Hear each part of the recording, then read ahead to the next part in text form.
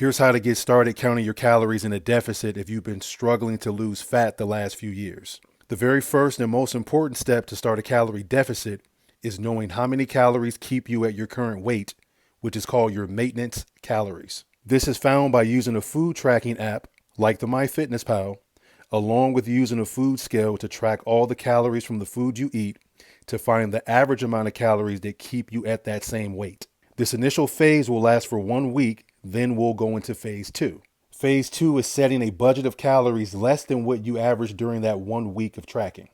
I typically recommend a budget of 300 to 500 calories less than your maintenance calories.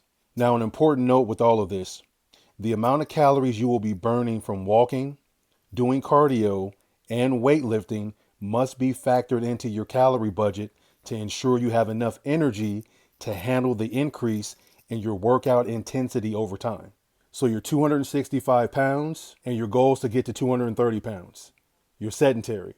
We've tracked your calories for a week and 2,200 calories keeps you at 265 pounds. I set your calorie budget to 1,700.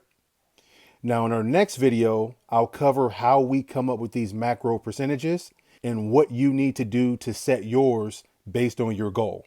So now that you have a better understanding of how to set up a calorie budget, your next step is learning how to put a workout routine together where you mix progressive overload and cardio exercise to not only help you lose fat, but build muscle at the same time.